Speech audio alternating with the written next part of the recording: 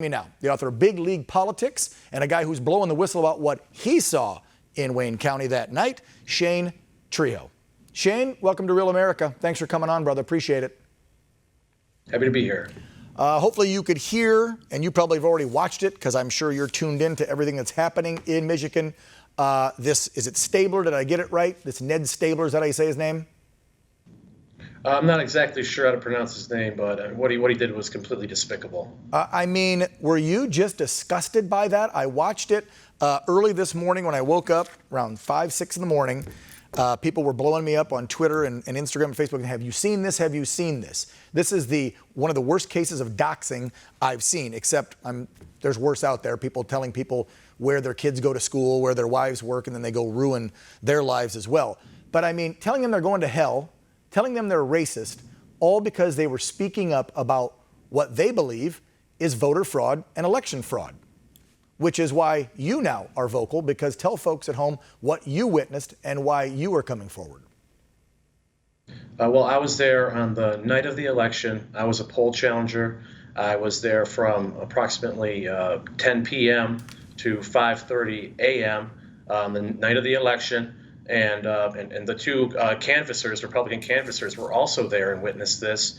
What happened was all the poll challengers were disenfranchised. No ballots were showing up throughout the night, even though they had to be in by 8 p.m. There's no reason they shouldn't have been coming in small batches so we could process them. So we sit around for many hours, and then at about 3:30 a.m., 61 boxes of mystery ballots show up from the city clerk's office. There was no chain of custody, no transparency, no accountability. No one would answer any questions about where they came from.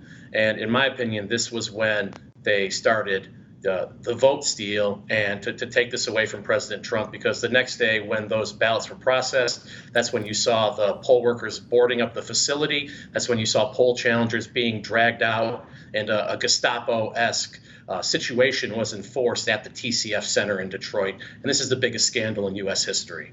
And that's also when we saw the next morning, talking about that point, Shane, where the numbers jumped up almost 200,000 in Biden's favor, correct? And President Trump's number didn't move, I think, even one vote. And I mean, you don't have to be a mathematician. I could show my 13-year-old those numbers, and she would go, "What in the heck, Dad?" Let me get this on the record for you, Shane. No one conned you into, paid you off, made you come forward and blow the whistle on what you saw, correct? No, I did it on my own volition. I've been a Republican Party activist for a long time, very interested in protecting the Constitution and electoral integrity. So I knew way ahead of time. I was covering for Big League Politics the Color Revolution coup that was underway. They were setting the stage for a vote steal, and so I was keyed in on that. I also did the Detroit Leak series that showed poll worker trainers beforehand, cackling about how they were going to disenfranchise poll challengers using COVID rules and other schemes. They were cackling about it ahead of time. So this was all very much planned. And these people on the Wayne County Board of Canvassers, the non-Republicans, are very much in on it, in my opinion. I've asked a lot of our folks that have come on the show, whether they be whistleblowers or conservatives who were observers like you, this question, so I want to point it to you. In what you observed, do you believe this was A, B, or C? Because I believe election night was C, and let me explain this.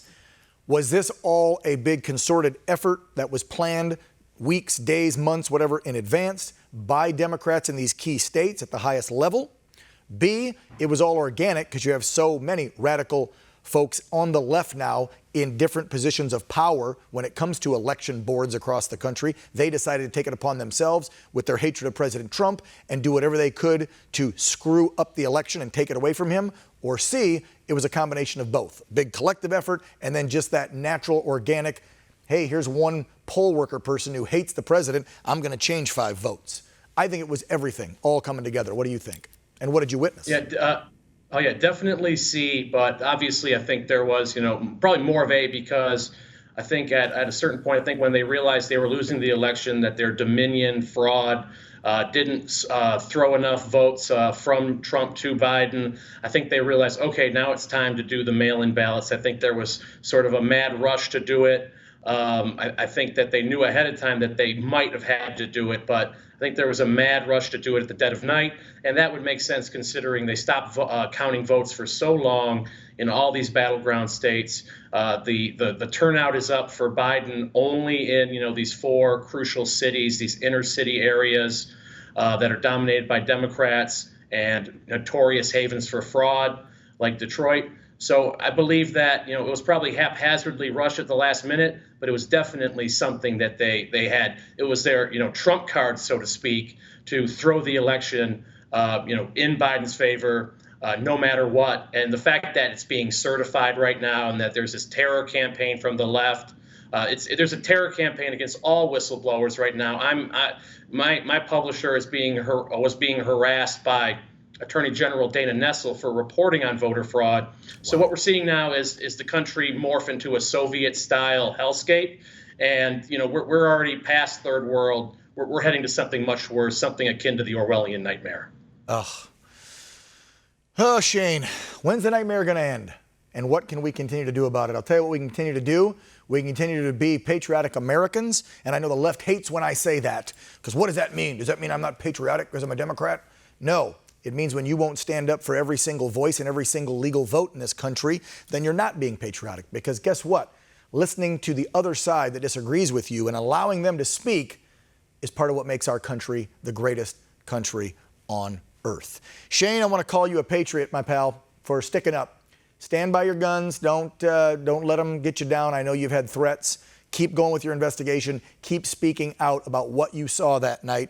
And let's hope that we can get everything out in the open so all Americans, left, right, indifferent, can see exactly what happened in this election. Shane Trejo, thank you so much for coming on. We really appreciate it. Thank you. All right, now let's head south to the state of Georgia, where they've got problems. We now know more ballots were just discovered as the recount continued this week. Just yesterday, they told us about 3,039 ballots that were just found from 2 counties during their hand recount. Now this, folks, is actually in addition to the 2,600 ballots that were discovered, remember we told you, over the weekend in Floyd County. This is another batch.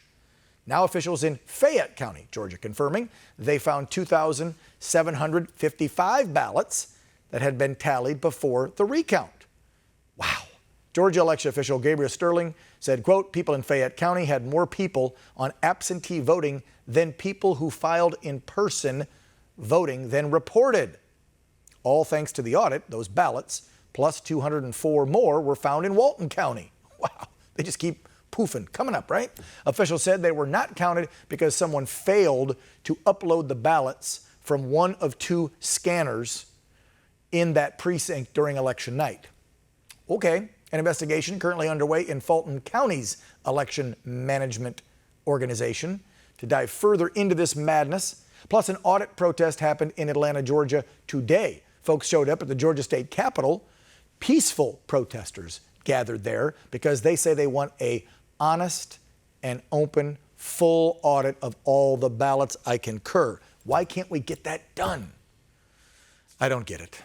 All right, folks, when Real America returns, we're going to have the latest update on the coronavirus vaccines that were just approved this week. I'll be joined by an ER doctor, our good friend, Sean Oceanbine. His state of Tennessee, one of the first states to get the vaccine from Pfizer. More details when we return.